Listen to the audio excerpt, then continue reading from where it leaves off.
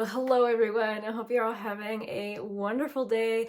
I decided I finally needed to do this video. I've been kind of putting it off because this is the video where I'm trying to determine my top 3 products in face, like base categories. I did a video previously for eyes and lips. This is all just about things like foundations, blushes, bronzers, highlights, and these are the categories where I find it almost impossible to pick top 3. So for these categories, I decided to just go with the first 3 that I chose and then just not allow myself to think about it.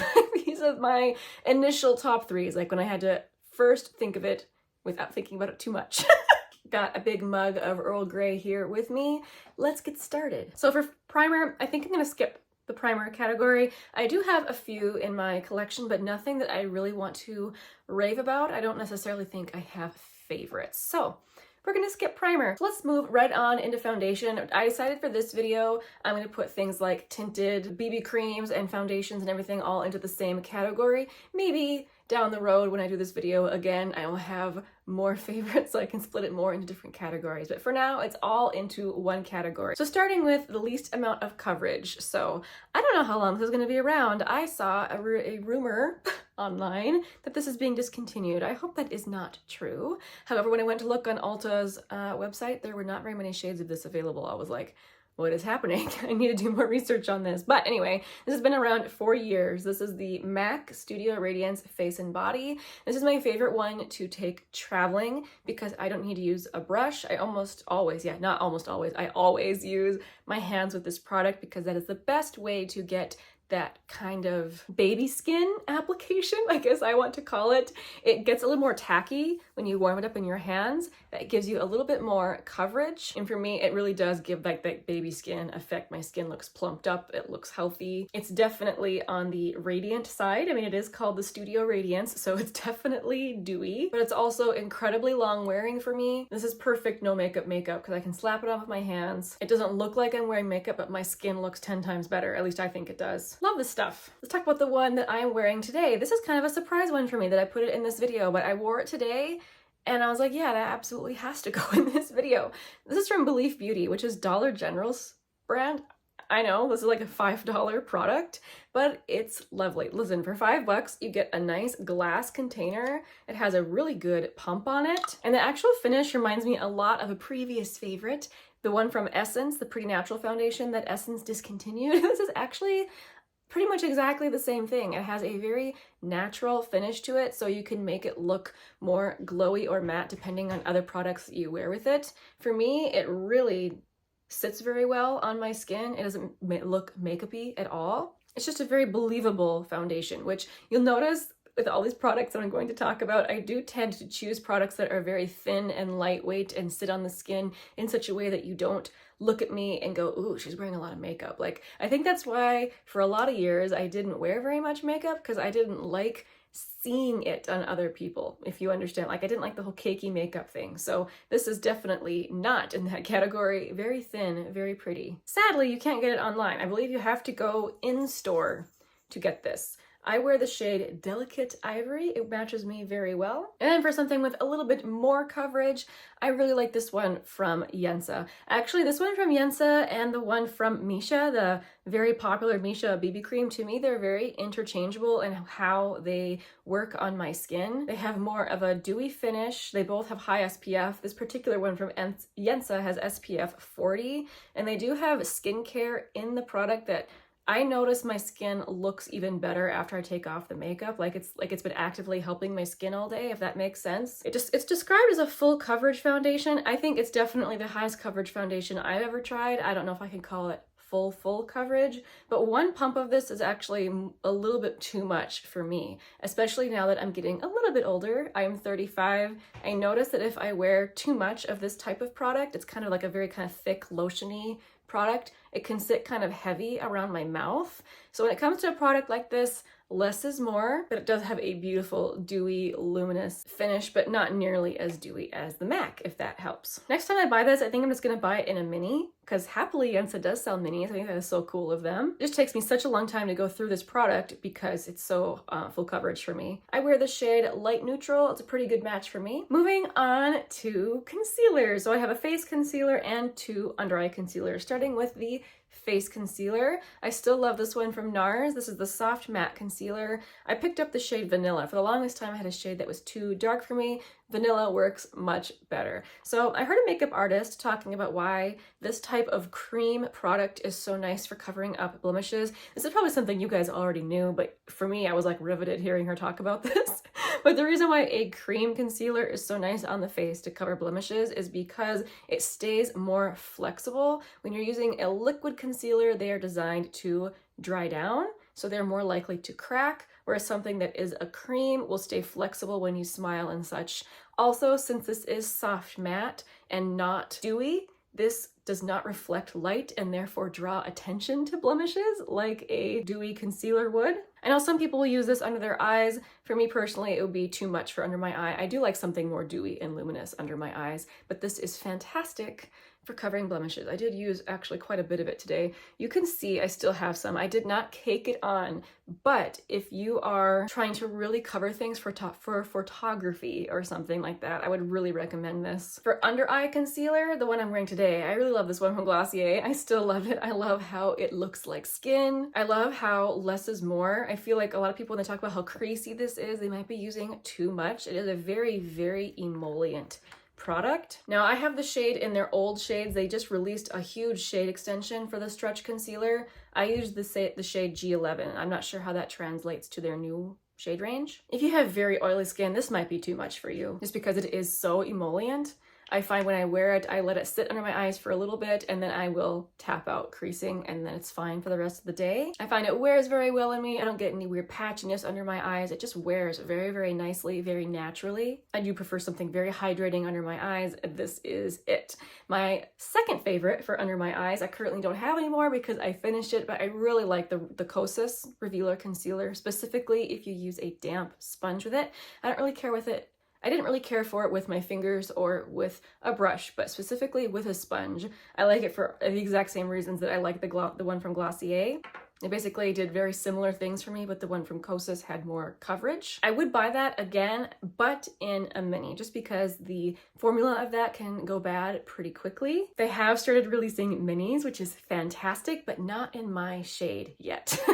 So hopefully they do a shade extension and release more shades in minis so that I can have it back in my collection again. I just don't want to buy a full size again and waste it, you know? Another category for under the eyes is eye brighteners. I decided to make this a separate category than concealers because to me they are different. I use them for different things. Now I know I'm not the only one who loves this one from Smashbox and Becca. I do use the shade Fair Light. I especially love something pink, light pink like this when I am wearing cool toned eyeshadow, especially anything blue or gray, because I feel like it can pull those shades from like in my skin tone and make my under eyes look kind of bluish, which normally I don't have that problem. But I love this when I'm wearing cool tones on my eyes because it completely kind of cancels out that blueness. And this is another product that's very, very emollient. A little goes a long way. I tend to just put a little bit here, a tiny bit here, and then blend from there, and that is perfectly adequate. This will last me a very long time. You can see we got a tiny little dip going in there, but this will last a very long time. It's not something I have to use every day, but it works very well for me. Now, as far as something peachy, I actually really, really like this one from e.l.f. I finished it off last year, and then I had to repurchase it because I missed it.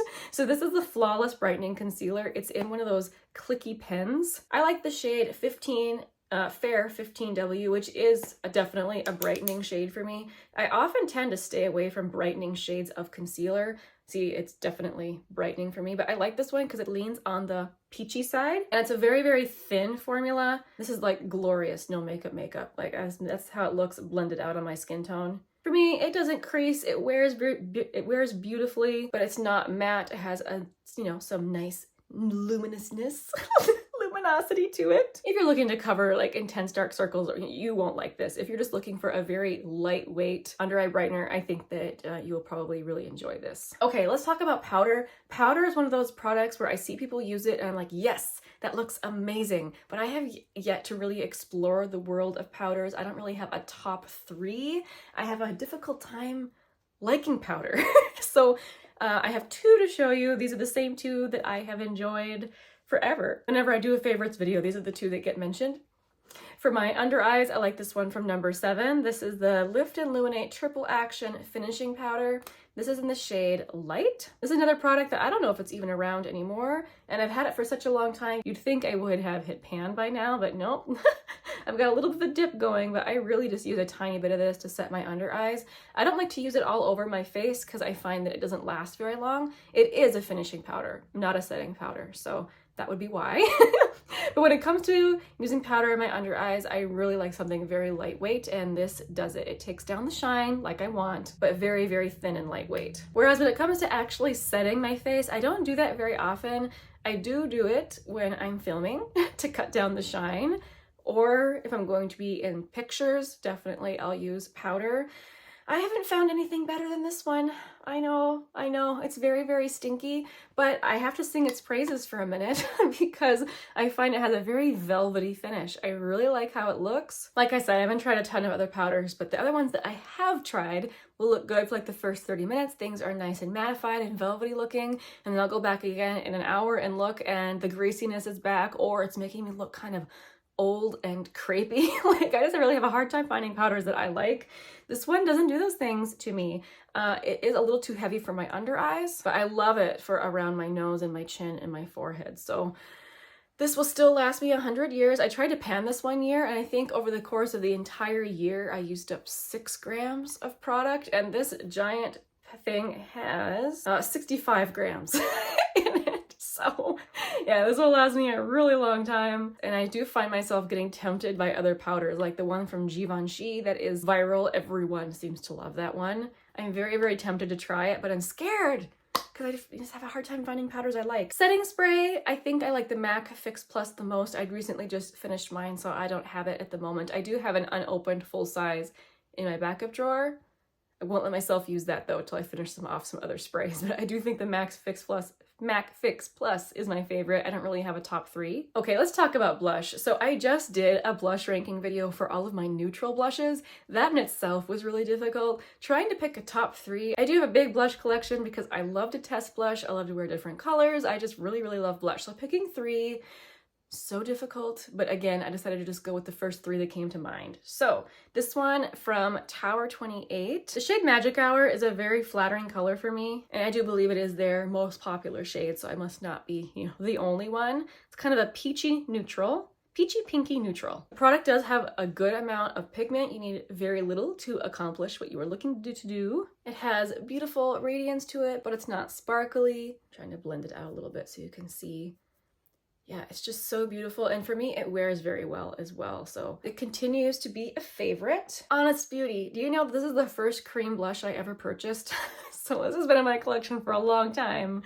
The shade Rose Pink, another shade that is very flattering on me, and this is the old packaging. They have recently updated the packaging. Okay, so that's the shade. I'm gonna blend it out a little bit. This is like the perfect rosy tone for me. This formula, in comparison to the Tower 28, has a little bit more thickness to it, a little more substance. Some might call it sticky. I wouldn't say it's necessarily sticky. Like, I don't notice my hair sticking to my face when I'm wearing this product, but it does wear a really nice long time. Both of these products do set down. Like, they do not create stickiness, at least for me. And look, I know some people are grossed out by old cream products, and I would be maybe grossed out if I was putting this on my lips. This is a lip and cheek product, but I only put this on my cheeks, and I'm super pleased that this has lasted such a long time. Honest Beauty is one of those clean. I always do this because we all know that clean means different from brand to brand, but a lot of times brands that tout being clean can go bad really quickly, and mine has lasted a really long time. You can see I've got a pan in there. I really like this blush. And this one that I'm gonna mention next is not gonna be a surprise to anyone because I talk about this so much on my channel. I currently have this in my project pan. It is the blush I'm wearing today. This is the MAC Glow Play Blush in the shade So Natural. It is a very natural shade on me, very kind of peachy nude. This formula is so good because it has a beautiful blurring quality to it. So that's it before I blend it out, but when you blend it out, and there it is, blended out, very, very natural for my skin tone. This one, in comparison to the others, does have a little bit more luminosity to it, but no big chunks of glitter. I generally do not like that in blush. All 3 of the blushes that I mentioned are extremely easy to use. You can use your fingers, your brush, a sponge, like just whatever. They're really hard to mess up, so that's another reason why I like all of them. Moving on to bronzer, let's talk about my number 1 favorite. My number 1 favorite isn't a true bronzer. This is the Soft Sculpt Transforming Skin Enhancer from Makeup by Mario. I guess the difference between this and a regular bronzer is it does have much less pigment, and if you want, you can basically use it all over your face to warm up your face, which means you can do that with bronzer too. So I'm just putting this in the bronzer category. This is just meant to be quite subtle, and that's what I love so much about it. Like, you're not going to end up with any sort of stripy bronzer situation, but I can definitely see it on my skin. I feel like it does a beautiful job of warming up my skin without looking orange, which for me, this is the shade Light. Bronzer is a category I've shied away from for a long time, just because I don't like a fake bronzer look. Growing up in the 90s and 2000s when tanning beds were really popular, I'm just not a fan of the fake tan look.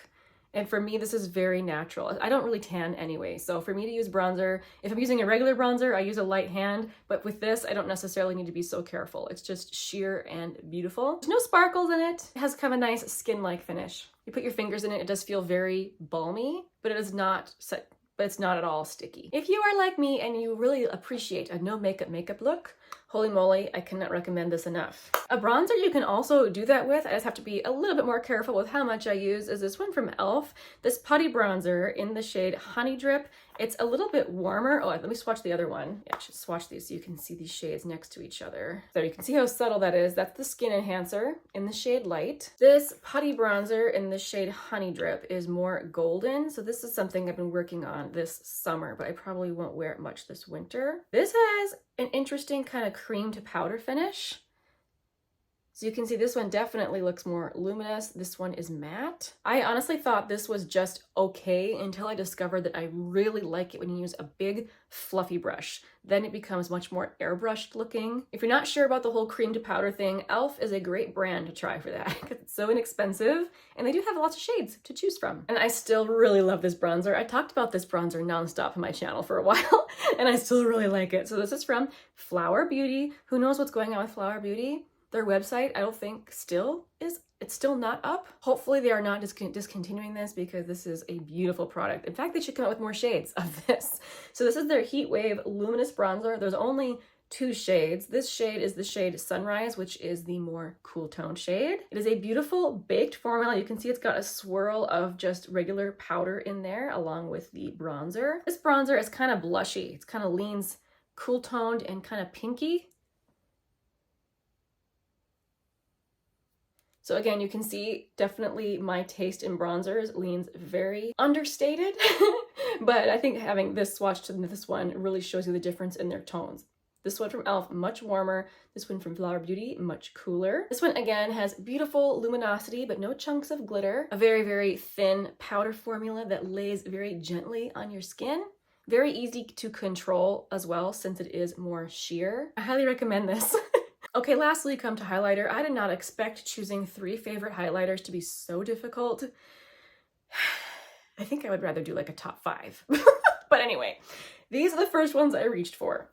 From Merit, I really enjoy this product. This is their highlighting balm. I've actually been working on this in my project pan. So working on this almost every day has been a delight. This is the shade Kava, which is kind of their champagne shade. So the Merit highlighting balm is exactly what it sounds like. It is just a balm. It's meant to give you kind of that skincare glow. There's no chunks of glitter. Since it is a balm, I personally wouldn't expect it to last a terribly long time, although I don't think it disappears right away either. It does last a while on your face, just, you know, not like a powder would last. You can apply it with your fingers. I've applied it with a brush. It was really pretty that way as well. Blend it out. It just gives you the most glorious just glow, right? One that I'm wearing today, I wasn't sure if I was going to include just because I have been so into so many different highlighters, but the second I put it on today, I was like, absolutely, I have to include this from ColourPop. So these have been out for such a long time. They continue to be a favorite. They are fantastic. The particular shade I have is the shade Lunch Money.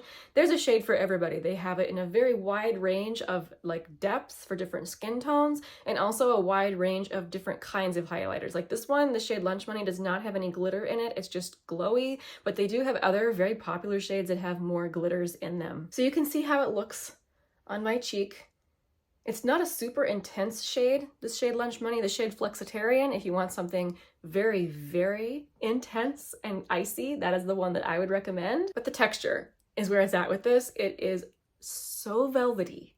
It really, really feels expensive. And the fact that it's from ColourPop is just delightful. I've put this over powder, under powder, just whatever. It always looks good no matter what I'm pairing it with. And again, it's a very thin formula. It's very, very spreadable, and I don't see it sitting on top of my skin. Beautiful. From Rare Beauty. Yeah, this is one of those products that I think the hype is worth it. I have the pink one, the shade Mesmerize. So I know I've mentioned it in a video before, but if you happen to be in Sephora and you have not swatched one of these yet, I really recommend swatching it. It has a really unique texture. I saw more than one video where people thought it was a cream and they ended up pressing too hard and actually breaking the product. It's not a cream, it is a baked powder, and you can go extremely intense with it. I tend to use a very small brush and I just kind of tap it in there. I do not swirl it, I just tap it. Oh my gosh, it's very, very beautiful and intense. The rest of these shades are on my wish list. I think that they are. I need another swatch of it because I swatched it with 2 fingers. I just think it's stunning. Another one that do you not see sitting on top of your skin. I have seen some people use like a giant brush with this, really go ham, and that's kind of stripe it across their cheek.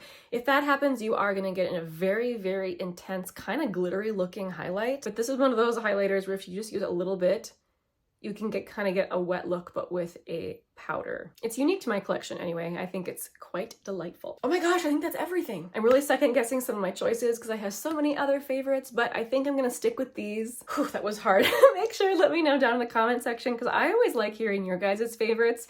Whew, make sure and let me know what they are, especially if it's something I haven't tried before. I love to get recommendations. I really appreciate you guys hanging out with me. Thank you so much for supporting my channel. I see you again very soon in the next one.